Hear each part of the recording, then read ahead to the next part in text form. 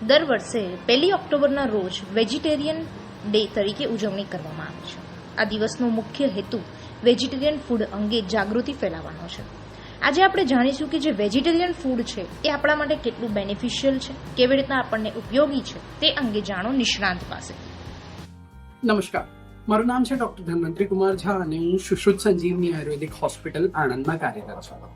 આજે 1 ઓક્ટોબર એટલે કે વર્લ્ડ વેજીટેરિયન ડે છે. આ દિવસ 1977 થી નોર્થ અમેરિકન એસોસિએશન ઓફ વેજીટેરિયન્સ દ્વારા મનાવવામાં આવે છે અને જ્યારથી 1978 થી આને એન્ડોર્સ કરવામાં આવ્યો એઝ વર્લ્ડ વેજીટેરિયન ડે. આ આખો જ મહિનો ઓક્ટોબર મંથને વેજીટેરિયન અવેરનેસ મંથ તરીકે પણ ઓળખવામાં આવે છે.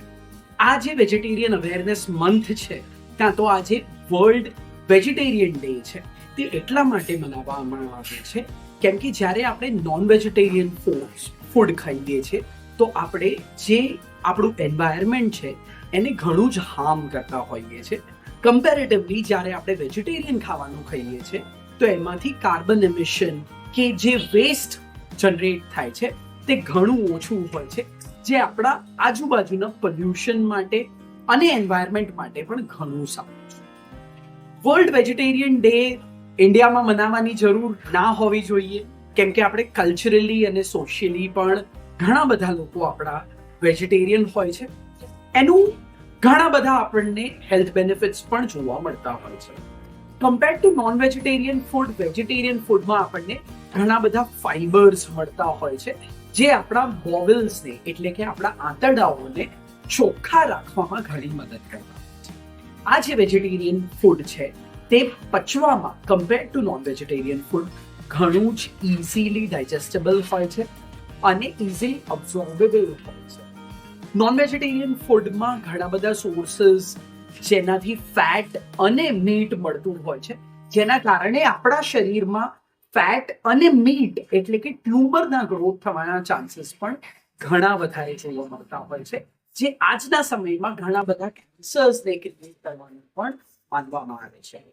આ સિવાય નોન વેજીટેરિયન ફૂડમાં જ્યારે આપણે કોઈ જીવની હત્યા કરતા હોઈએ છીએ તો એ વખતે એનામાં સ્ટ્રેસ હોર્મોન્સ, કોર્ટિસોલ જેવા સ્ટ્રેસ હોર્મોન્સ અને એવા ઘણા બધા હોર્મોન્સ એમના ડેથ થવાના ટાઈમે જનરેટ થતા હોય છે, જે આ મીટમાં કે આ માંસમાં રહેતું હોય છે અને જે તમે કન્ઝ્યુમ કરો છો તો એ તમારા બોડીમાં જઈને તમને પણ ઘણી બધી રીતે એડવર્સલી અફેક્ટ કરતું હોય છે. નોન વેજીટેરિયન ફૂડમાં આપણને વધારે અમાઉન્ટમાં પ્રોટીન્સ મળતા હોય છે જે આપણા હેલ્થ માટે સારા હોય છે, પણ સેમ પ્રોટીન્સ જે તમને નોન વેજીટેરિયન ફૂડમાંથી મળે છે તે જ પ્રોટીન તમને તમારી દાળ એટલે કે લેન્ટિલ્સમાંથી પણ પૂરતા અમાઉન્ટમાં મળી જતા હોય છે.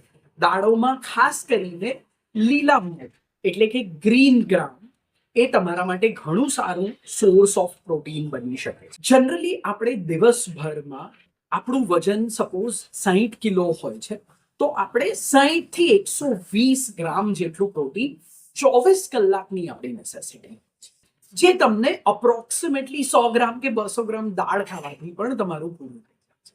ઘણા બધા ગ્રીન લીફી વેજીટેબલ્સ, ઘણા બધા રૂટ્સ, એમાં પણ તમને આ બધા જે પ્રોટીન્સ છે એ ખાસ કરીને મળી જતા હોય છે